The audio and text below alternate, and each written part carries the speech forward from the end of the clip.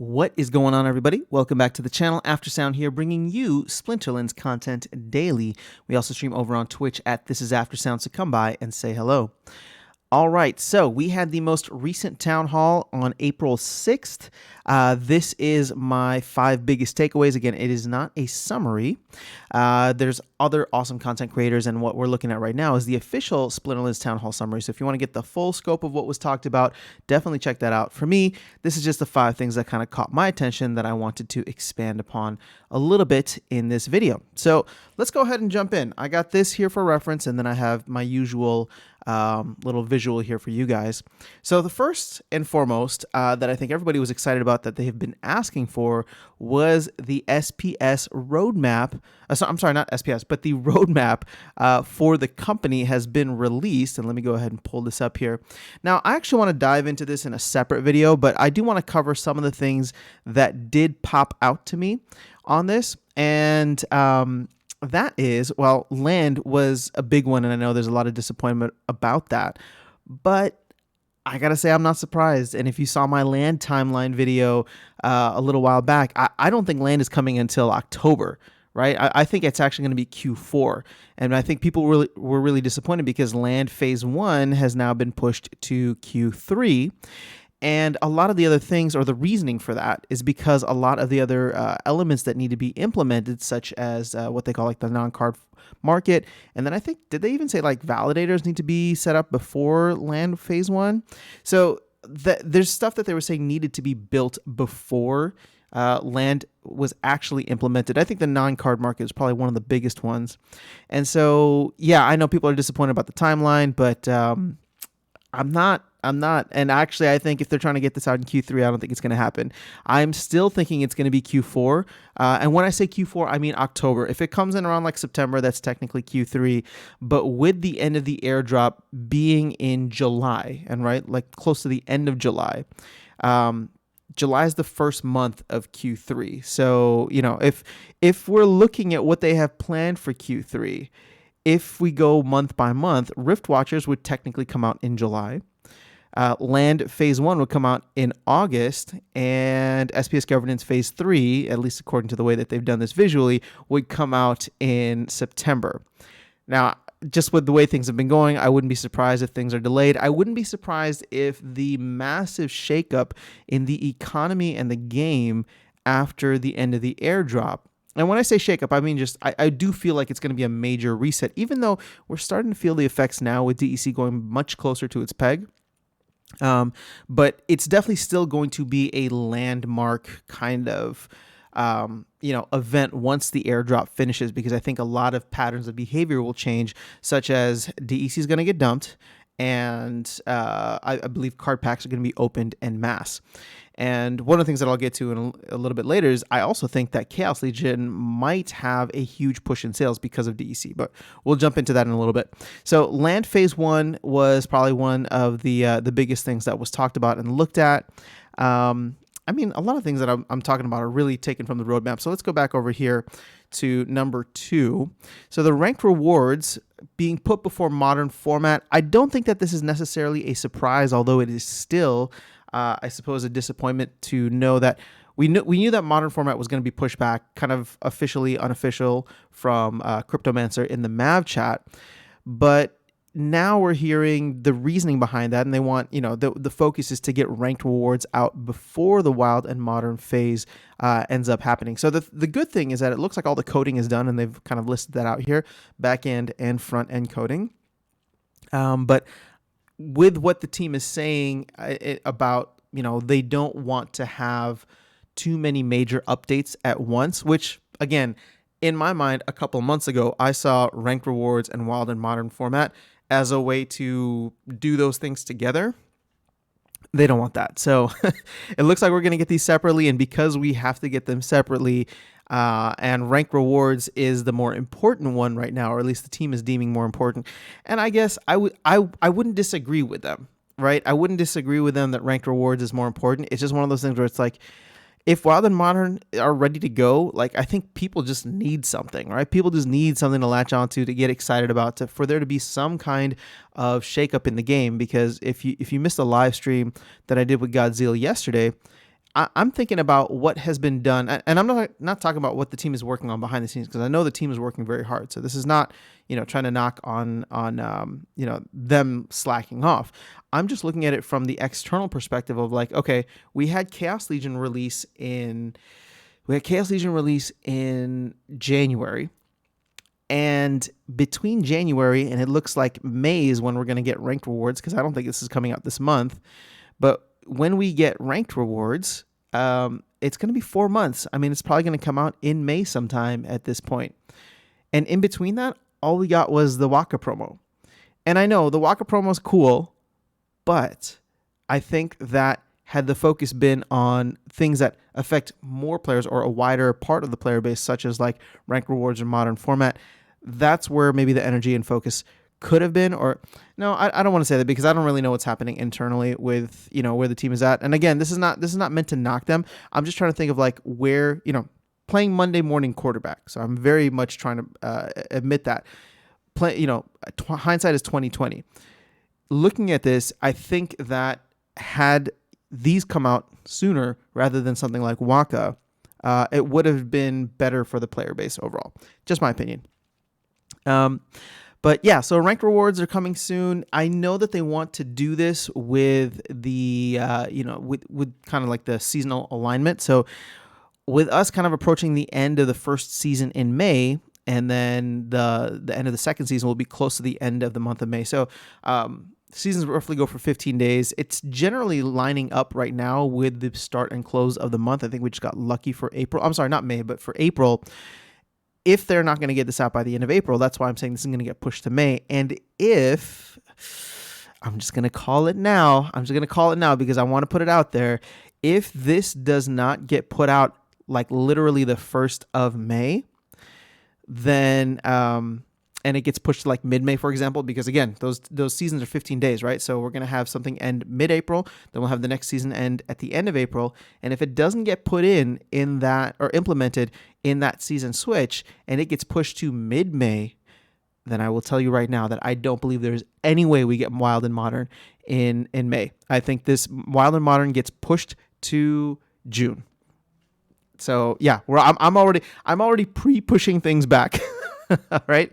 So I'm just trying to put it out there as something that, if ranked rewards, because again, they're trying to make sure that they have everything kind of rosy and coded up and, good to go. And they want to be able to make sure that afterwards, after it's released, they can focus on, are there any bugs, fixes, exploits that, need to be addressed?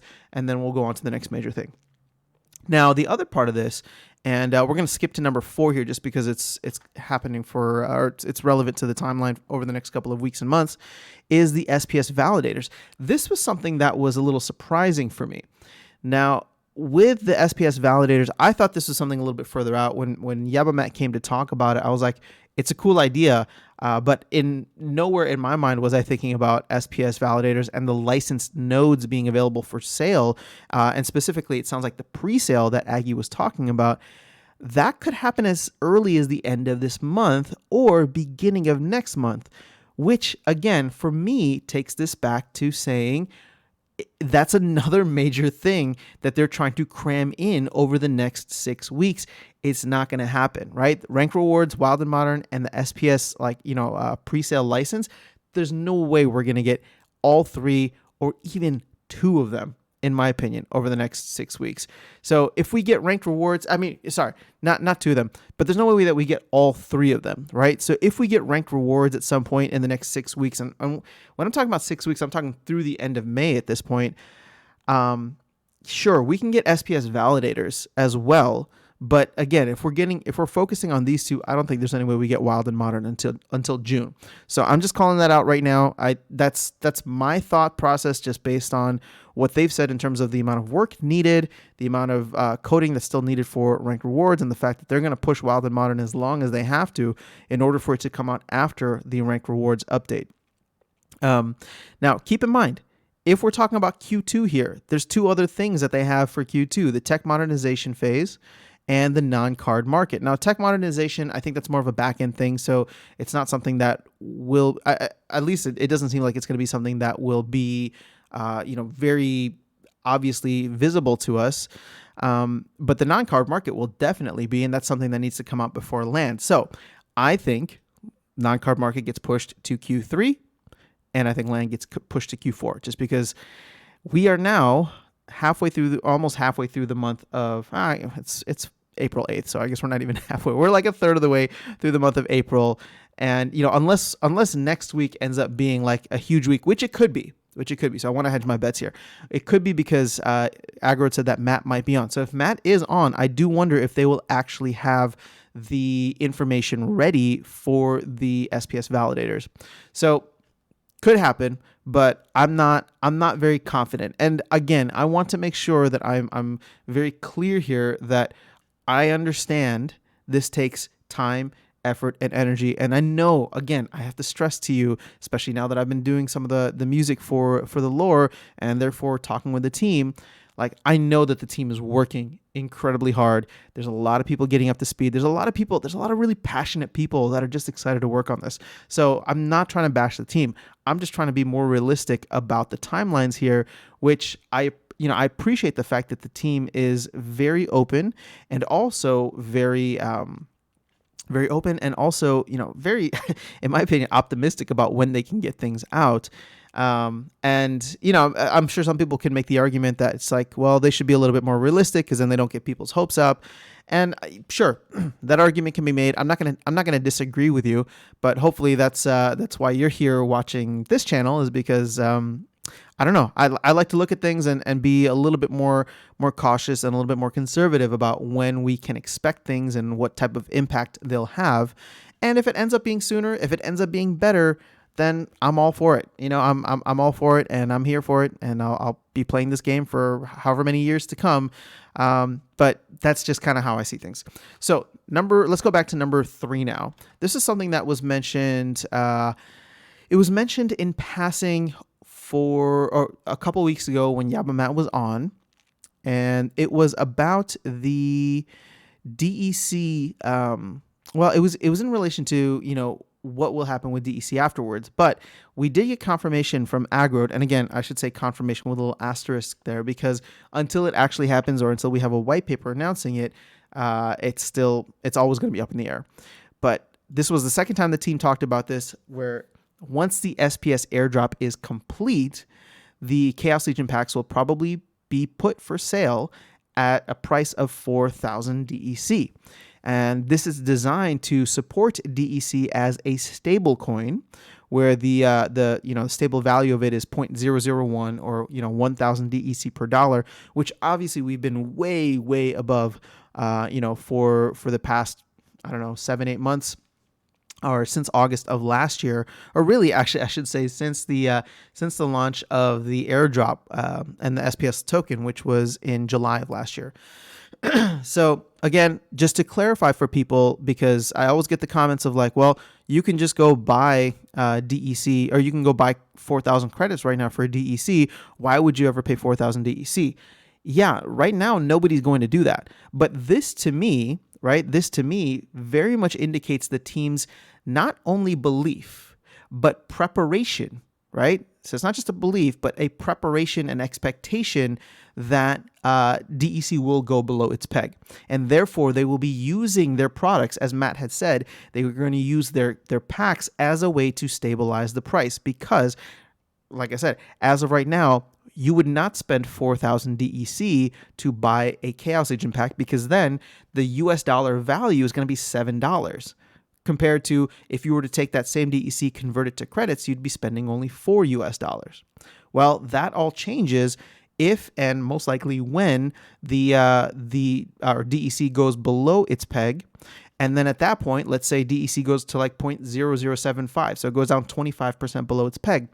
Well, now you can buy 4,000 DEC for $3 US and then go trade that in for a pack. So it creates this upward price pressure for DEC to keep it close to its peg.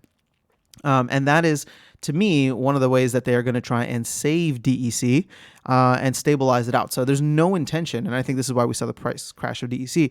There's no intention for them to to take DEC off its peg, or to let it ride, or to increase the value in some other ways. It sounds like they really want it to be closer to its peg, and since they're expecting it to go well below, they're going to use their products, aka the Chaos Legion packs, to sell it for DEC. Now, what they do with that, this DEC isn't going to get burned, so keep that in mind.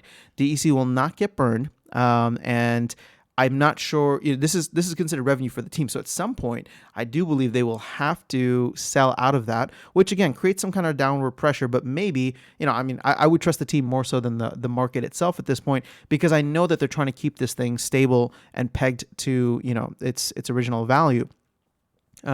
So if they will be, selling it to pay for business expenses or salaries or whatever the case is, I can understand that. But this is not, I just want to be very clear that don't expect this to be burned, because this is not supposed to be a burning mechanism. The sale of Chaos Legion is supposed to be a revenue generation, revenue generating event for the company. And so that is exactly what I expect for them to do. Now, it wouldn't make sense for them to sell it if DEC is still well below its peg. So I think there will, I don't know if somebody's going to be doing this actively, or there's going to be a bot, but maybe every time DEC hits its peg or goes slightly above its peg, there'll be something that, liquidates that for the team. Or they just decide to hold DEC, knowing that eventually in the long run, it'll stabilize out, and they have the treasury to do so. Again, I don't know anything, in the back end. So this is all me speculating, but this is, again, with this being kind of mentioned a little bit more officially, and being put in the official thing as something that is planned to happen after the SPS airdrops, after SPS airdrop is complete, just something to keep in mind. And this is also where a lot of chaos packs could fly off the shelves. So I did talk about that in a previous video, but I think I'm going to dive a little bit deeper into what the implications will be on the broader card market, as well as Chaos Legion packs, and where we can maybe expect to be as a game by the end of the airdrop.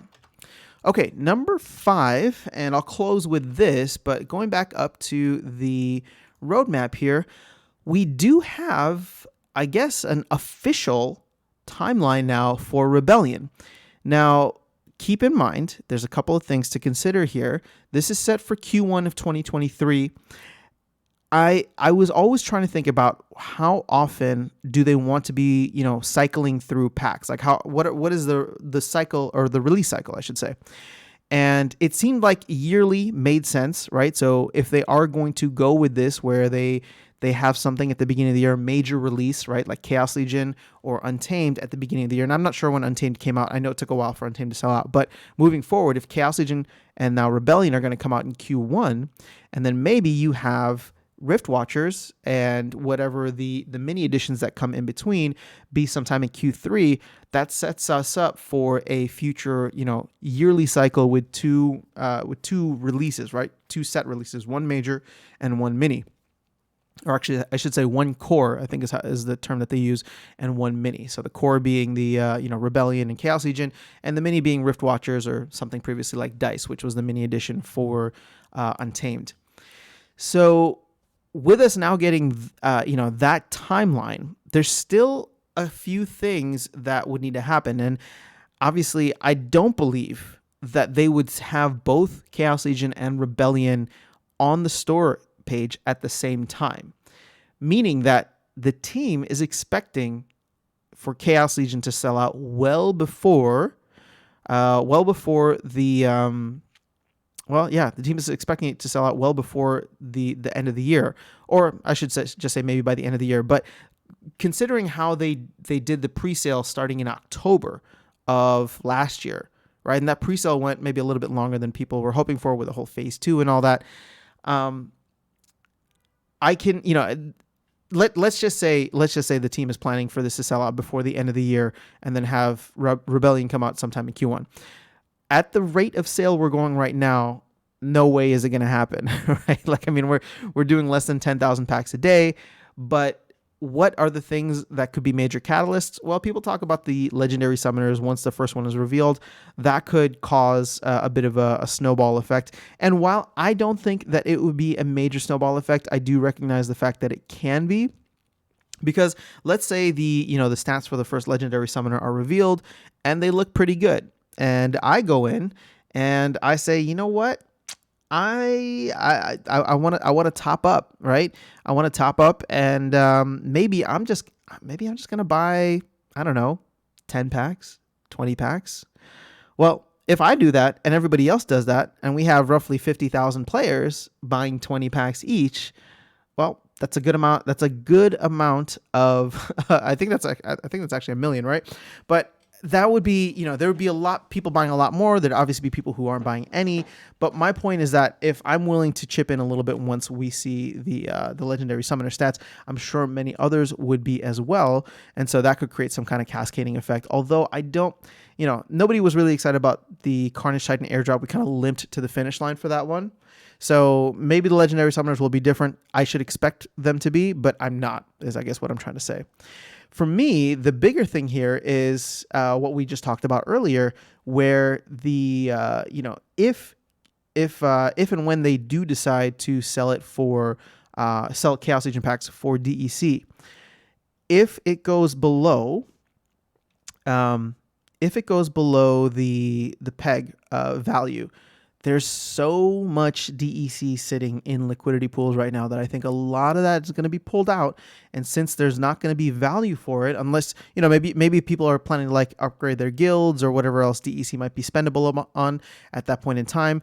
But if the way to get the most out of your DEC ends up being Chaos Legion packs, then I do believe that many people will just convert they'll convert their DEC to Chaos Legion packs because you're essentially buying at a discount at that point. Yes, you took the hit with DEC being value, you lost a lot of capital in DEC overall, but now you can go back and kind of recover some of that by buying in at a lower price. So for me, and one of the things maybe I'll get into, like I said in a future video about this, is as DEC gets closer to its peg, I might start aping into DEC, mainly because I'll still get benefits from the airdrop, but my capital loss will be much less. And then, even more so, it could be offset not just by the SPS airdrop, but it could be offset by the fact that, let's say I buy DEC when it's 0.0012. Well, if DEC drops to 0.0008, for example, and I go in and buy a